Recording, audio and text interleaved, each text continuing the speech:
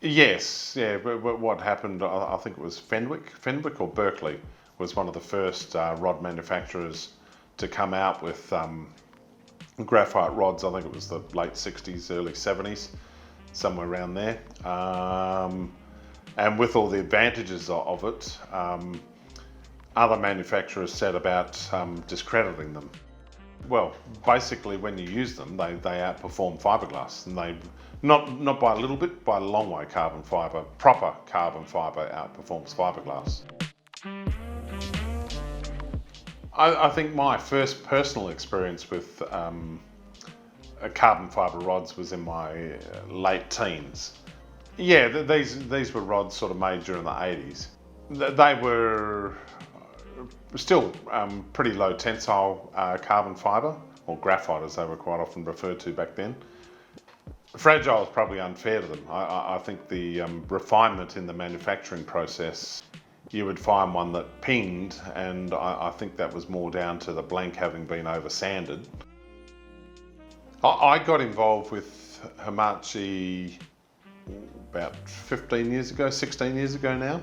Up until then, they were rods produced for the Japanese domestic market, and they had low content carbon fibre rods and standard fiberglass rods. And I guess what I wanted to do was take some of the traditional tapers and designs that they'd come up with and take it into the nanocarbon sector, where we could get a lot higher performance out of the blanks. And then the other thing I wanted to do was take their product and take it worldwide. Yeah, as I've said before, and I'll say it for many years to come, we're not about being the biggest, and we're not about producing the most. What we want to do is produce the highest performance rod, and to do that you need to be in nanocarbons. Looking down the line from here, at some stage it'll probably be into graphene, but at the moment it's nanocarbons, and they offer the best in terms of blank recovery. And by blank recovery, I mean the speed at which the rod wants to return from its curved position to the straight position, whether that be from casting or from fighting the fish. But that desire and power of that blank to return to its natural position is what helps you cast further, and what helps take the pressure off you as a fisherman and put it on the fish when fighting a fish. Yeah, look, relative to a fiberglass rod, it might be a little of a rough analogy, but fishing with fiberglass rods like using a piece of spaghetti. They are very floppy. When you go and cast, the tip goes backwards and forth for quite some time afterwards, and that's how it dissipates all that energy. Versus if you've got nanocarbon, it loads up that way and bang goes that way, and then comes back to the straight position pretty much straight away. And that's because all that energy has gone out in casting the lure, or casting your sinker or bait or whatever it is that you're putting out.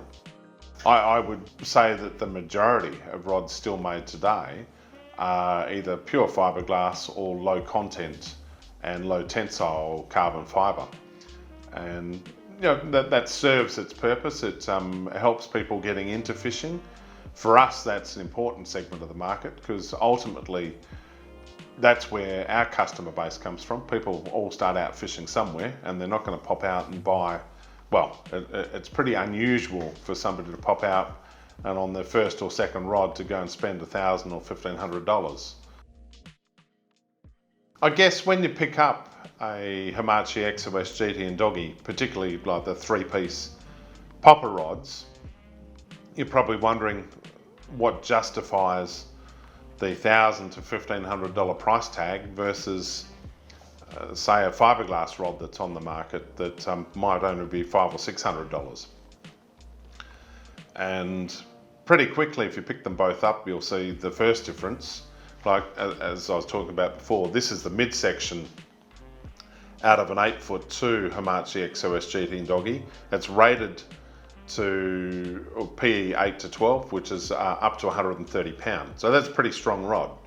These weigh only 440 grams. compared to the fiberglass rod, which will be anywhere between 700 and 900, maybe even 1,000 grams. And that doesn't seem like much, even though it's double the weight. But when you're casting there all day long and you haven't got the blank recovery as well, that's a lot of fatigue that it puts into the angler. And you can pretty quickly tell when you get onto a charter outfit, somebody that's brought along a fiberglass rod versus somebody that's brought along a very high-tech nanocarbon rod. The guy with the high-tech nanocarbon rod, if he's reasonably fit, cast it all day long, and he'll quite happily go out again the next day, cast it all day long, versus the guy with the fiberglass rod, he's typically given up popper fishing after the first hour or two, and that's just purely from the fatigue of casting the popper. And the same goes for jigging, particularly high-speed jigging. If you're into high-speed jigging and you're using fiberglass rods, that's one way to get very, very sore arms. Yeah, look, the ability for nanocarbon to transfer energy is light years in front of fiberglass.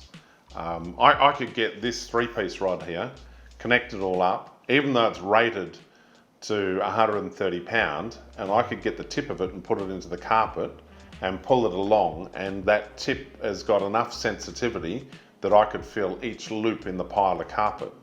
Now, a fiberglass rod won't do it. Never loan a fiberglass rod that's rated to 130 pound.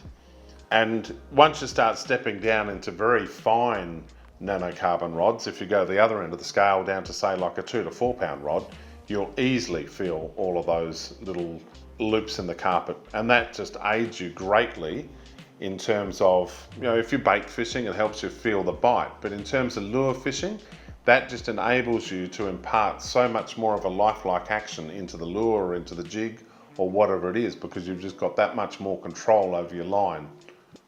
Yes, fiberglass rods are not the way to go. If you're into slow pitch jigging, fiberglass rod is going to kill your catch rate.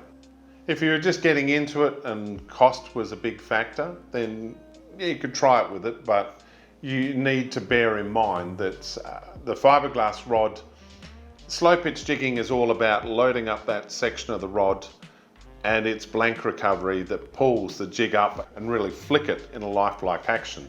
You've also got the extra control with a nanocarbon rod in that you can do what's called fast punch, which is lunge the rod outwards. Now, because it's got that loading of the tip again, it flicks the fish off that way, flicks the bait off that way, and it really imparts a lifelike wounded bait fish action into your jig. Fiberglass rod just doesn't have that transference of energy.